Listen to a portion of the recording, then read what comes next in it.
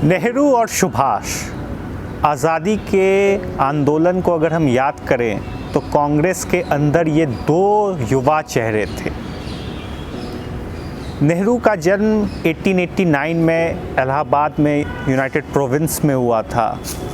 सुभाष का जन्म कटक में हुआ था 1897 में। यानी हम देखते हैं कि सुभाष नेहरू से 8 साल छोटे थे। अगर हम उनकी शुरुआती जीवन को देखें तो एक सिमिलैरिटी नज़र आती है कि दोनों ही बहुत ही समृद्ध परिवार से थे। दोनों के पिता बैरिस्टर थे। हम ये कह सकते हैं कि मोतीलाल नेहरू ज़्यादा समृद्ध थे जानकीनाथ बोस से, तो जवाहरलाल नेहरू का जीवन सुभाष के मुकाबले थोड़ा ज़्यादा बेहतर था। हम देख पाते हैं कि सुभाष चंद्र बोस जैसा उनके बायोग्राफर सुगाता बोस ने बताया है कि वो समझ तो पा रहे हैं कि फासिस्ट हैं हिटलर, लेकिन उनके अंदर देश प्रेम इतना ज़्यादा है कि वो ऐसा सुगाता बोस कहते हैं कि वो ब्लिंकर लगाने के लिए तैयार रहते हैं सुभाष चंद्र बोस, और वो फासिज़म को वो नेगलेक्ट कर देते हैं उनके अत्याचारों को इंडिया के प्यार में। और इसी वक्त Mahatma Gandhi quit India movement launch करते हैं और नेहरू, पटेल, मौलाना आज़ाद, महात्मा गांधी, राजेंद्र प्रसाद सब लोग जेल चले जाते हैं। तो नेहरू और बोस के बीच में तो मुलाकात अब हो नहीं पाता है, लेकिन उनके रिश्ते में प्यार और एक दूसरे के लिए इज्जत की कमी नहीं होती है। हम ये देख पाते कि जब सुभाष चंद्र बोस, जो उनका गांधी से और नेहरू से एक डिफरेंस के साथ वो गए यहाँ से, लेकिन जब वो जब सुभाष चंद्र बोस अपना रेडियो ब्रॉडकास्ट कर रहे थे तो उन्होंने महात्मा गांधी को संबोधित किया एक टर्म से जिस पे भी काफ़ी सवाल होता है। बहुत सारे लोगों का कहना है कि सुभाष चंद्र बोस को फादर ऑफ द नेशन कहा जाए, लेकिन शायद वो लोग ये बात नहीं जानते हैं कि ये फादर ऑफ द नेशन को पहली बार, फादर ऑफ द नेशन का ये टाइटल पहली बार महात्मा गांधी को सुभाष चंद्र बोस नहीं दिया था। तो ऐसा रिश्ता था उन लोगों का कि डिफरेंसेस के बावजूद भी आपसी सम्मान कहीं ज़्यादा था। उसके बाद हम देखते हैं कि सुभाष चंद्र बोस अपने आईएनए का ब्रिगेड्स बनाते हैं। लक्ष्मीबाई के नाम पे एक विमेन विंग रहता है जो बहुत ज़्यादा पॉपुलर है, जिसमें कैप्टन लक्ष्मी सहगल थी उनकी हेड। लेकिन हम देखते हैं कि और भी 3 ब्रिगेड थे, और भी 4 ब्रिगेड थे। Subhash brigade, Gandhi brigade, Nehru brigade और आज़ाद ब्रिगेड। तो ऐसा रिश्ता था सुभाष चंद्र बोस का कांग्रेस के साथ, गांधी के साथ, नेहरू के साथ और आज़ाद के साथ कि वो अपने आईएनए के ब्रिगेड का नाम भी इन लोगों के नाम पे रखते हैं। इसके अलावा हम ये देख पाते हैं कि सुभाष का ये ऐसा मानना था कि क्योंकि क्विट इंडिया मूवमेंट हो गया है और अगर बाहर से अगर हम सेना को लेके आ जाएं और सेना रिवॉल्ट कर दे तो ब्रिटिश को जाना पड़ सकता है यहाँ से तुरंत में। नेहरू इस वक्त सुभाष के क्रिटिकल है। नेहरू का ऐसा मानना था कि सुभाष चंद्र बोस जो है वो ये नहीं समझ पा रहे हैं कि फासिस्ट रजीम से हेल्प लेना नहीं चाहिए। उनका थॉट प्रोसेस था।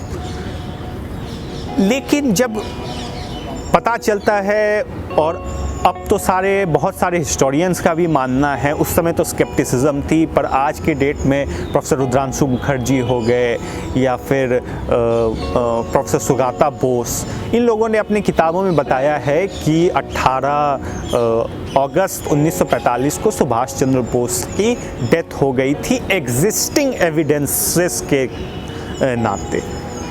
अगर बाद में कोई नई एविडेंस आती है तो हिस्ट्री में चेंज हो जाती है, पर उन लोगों ने जितने भी एविडेंसेस हैं उनको पड़ताल करने के बाद ये कंक्लूजन में पहुंचते हैं ये दोनों कि सुभाष की मृत्यु 18 अगस्त 1945 को हो गई थी।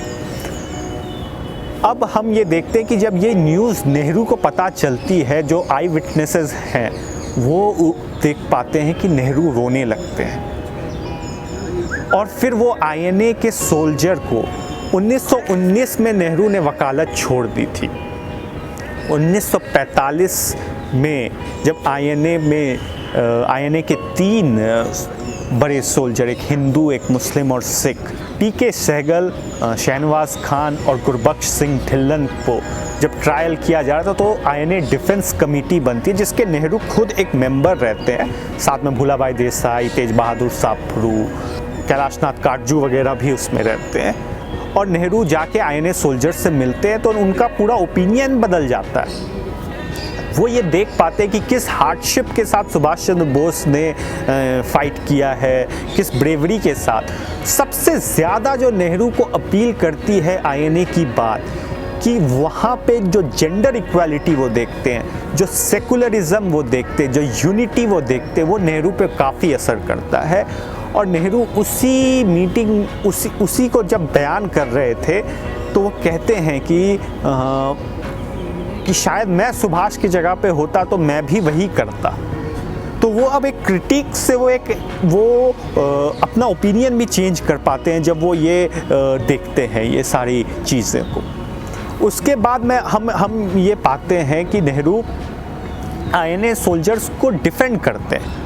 महात्मा गांधी का भी ओपिनियन इसी तरीके से चेंज होता है जब वो वहाँ पे जाते हैं। तो बहुत ही एक अच्छा इंसिडेंट है कि सोल्जर्स, आईएनए के सोल्जर्स उनको बता रहे हैं महात्मा गांधी को कि हम लोगों के आईएनए में तो कोई हिंदू चाय और मुसलमान चाय नहीं होता था, लेकिन यहाँ पे तो हिंदुओं के लिए अलग चाय है और मुसलमानों के लिए अलग चाय कर दिया जाता है। तो गांधी पूछते हैं कि तो आप लोग क्या करते हैं? तो उन लोगों ने कहा कि हम लोग तो आधा कप चाय मिला करके एक पी लेते हैं। तो ये गांधी जी को बहुत अच्छा लगता है कि यहाँ पे ये हिंदू मुस्लिम यूनिटी थी जो आईएनए के अंडर थी। जब गांधी नोआखली में थे तो आईएनए सोल्जर्स उनकी मदद करते हैं एक जगह से दूसरे जगह ले जाने के लिए। तो इस तरीके से हम देख पाते हैं कि रेस्पेक्ट तो था ही। गांधी कहते थे सुभाष चंद्र बोस को प्रिंस अमंग पेट्रियट्स। अब नेहरू अपना ओपिनियन बनने के बाद सुभाष चंद्र बोस को जब भी संबोधित करते थे तो नेताजी के नाम से संबोधित करते थे। बोस अपना ब्रिगेड का नाम नेहरू और गांधी और आज़ाद के नाम पे रखा। तो ये रिश्ता तो था ही, लेकिन अब ये लोग एक दूसरे के, नेहरू और गांधी खास करके, सुभाष के सेकुलर वैल्यूज़ को और बेहतर तरीके से समझ पाए, जो उन्होंने आईएनए में ब्रेवरी दिखाई, और सबसे महत्वपूर्ण जो सेकुलरिज्म और जेंडर इक्वालिटी को उन्होंने रखा। तो यहाँ पर सुभाष चंद्र बोस, जवाहरलाल नेहरू और महात्मा गांधी एक तरफ आ जाते हैं। और आज के डेट में ये बहुत इम्पॉर्टेंट है। अपने मरने से गांधी जी की हत्या 30 जनवरी 1948 को हो गई थी। अपने उनसे 7 दिन पहले 23 जनवरी को सुभाष चंद्र बोस का बर्थडे था। तो गांधी कहते हैं अपने प्रेयर मीटिंग में कि मुझे तो जन्मदिन वगैरह याद नहीं रहता है, लेकिन आप लोगों ने बता दिया तो मुझे आज पता चल रहा है कि सुभाष का जन्मदिन है। वो कहते हैं कि ये बात सही है, और ये बात हमें समझना पड़ेगा कि गांधी कितना ऑनेस्ट असेसमेंट कर रहे हैं, अपना भी, अपने और सुभाष के रिश्ते का भी, और सुभाष चंद्र बोस का भी। वो तुलसीदास की वो बात को याद करते हैं कि जब इंसान चले जाते हैं तो हम लोगों को उनके से वर्च्यूज़ को देखना चाहिए, उनके वाइसेस को हम नेग्लेक्ट कर सकते हैं। और वो ये बात कहते हैं कि सुभाष जो है वायलेंस के प्रति उनका झुकाव था, और गांधी वो खुद अपने आप को अहिंसा के एक स्टूडेंट या वो समझते थे, अहिंसा की तरफ अपना झुकाव को समझते थे।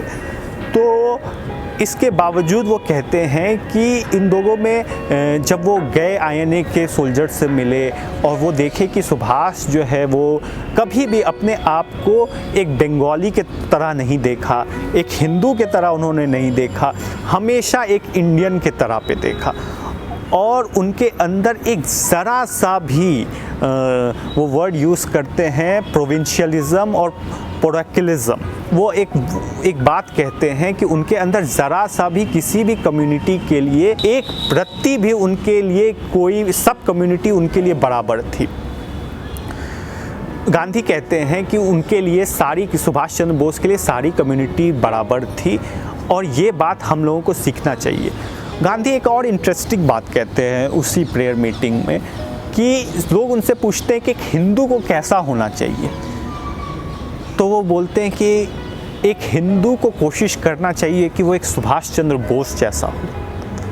ये था गांधी का सुभाष के प्रति सम्मान या सुभाष का असेसमेंट कि डिफरेंसेस थे, डिफरेंसेस के बावजूद भी वो उन लोगों के बीच में एक संयोजन था।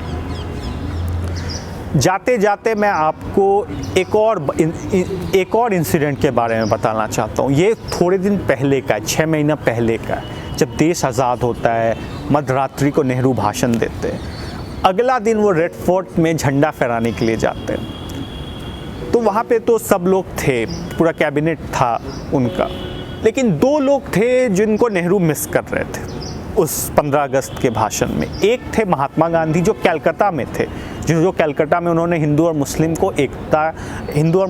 की एकता के लिए वो फास्ट कर रहे थे। दूसरा इंसान जिनको जवाहरलाल नेहरू याद करते हैं वो है सुभाष चंद्र बोस। और मैं आपको पढ़ के सुनाना चाहता हूँ कि अपने पहले भाषण में जवाहरलाल नेहरू सुभाष चंद्र बोस के लिए क्या कहते हैं।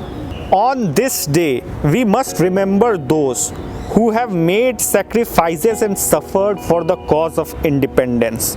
It is needless for me to name all of them, but I cannot help mentioning Subhash Chandra Bose, who left this country and formed the Indian National Army abroad and fought bravely for the freedom of the country. He hoisted this flag in foreign countries, and when the day came for the hoisting it on Red Fort, he was not to see his dream fulfilled. This should have been the day of his return, but alas he is no longer in this world. ये रिश्ता था नेहरू और बोस का कि 15 अगस्त 1947 को जब नेहरू झंडे फहरा रहे हैं तो वो कह रहे हैं कि सुभाष को यहाँ होना चाहिए और काश वो यहाँ पे हो पाते। तो आज के डेट पे जब नेहरू, बोस और गांधी को लेके इतने सारे मिथ हैं, इतने सारे मिथक हैं, तो हम लोगों को उनके रिश्तों को एक बार फिर खंगालने की ज़रूरत है। उनके डिफरेंसेस को एग्ज़ैजरेट करने की भी ज़रूरत नहीं है, उनके डिफरेंसेस को कम करने की भी ज़रूरत नहीं है। उनके डिफरेंसेस के बीच के आपसी रेस्पेक्ट और आज के डेट में जो सबसे इम्पॉर्टेंट चीज़ है सेकुलरिज्म, जिसके लिए सुभाष चंद्र बोस, महात्मा गांधी और जवाहरलाल नेहरू ये तीनों कुछ भी कीमत चुकाने के लिए तैयार थे, इस वैल्यू को प्रमोट करने की ज़रूरत है। अगर आपको और इसके बारे में जानना है तो आप कुछ किताबें पढ़ सकते हैं। एक बहुत ही अच्छी किताब है प्रोफेसर रुद्रांशु मुखर्जी की, नेहरू बोस पैरेलल लाइफ्स। आप सुभाष चंद्र बोस की, प्रोफेसर सुगाता बोस की हिज मैजेस्टीज अपोनेंट, जो उनकी बायोग्राफी है, आप उनको पढ़ सकते हैं। और नेहरू की बायोग्राफी है एस गोपाल की, आप उसको पढ़ सकते हैं। तो आपको पता चल सकता है कि नेहरू और बोस के बीच में कैसा रिश्ता था। मैं आशा करूंगा कि लोग नेहरू और बोस के रिश्तों के बीच में जो झूठ है, जो बहुत सारा झूठ है, जो बहुत बार प्रोपोगेट किया गया कि डिक्लासिफाइड फाइल से कुछ निकल जाएगा, कुछ नहीं निकलेगा। अब तो 5 साल हो गए उस चीज़ को, कुछ भी नहीं निकला, बल्कि नेहरू उससे पॉजिटिव लाइट में ही आते हैं जो उससे निकला है। तो हम ये बात समझेंगे कि ये बार बार ये र्यूमर नेहरू और बोस के बीच में चल रहा है, तो आगे हम इसको कैसे डील करें। Thank you.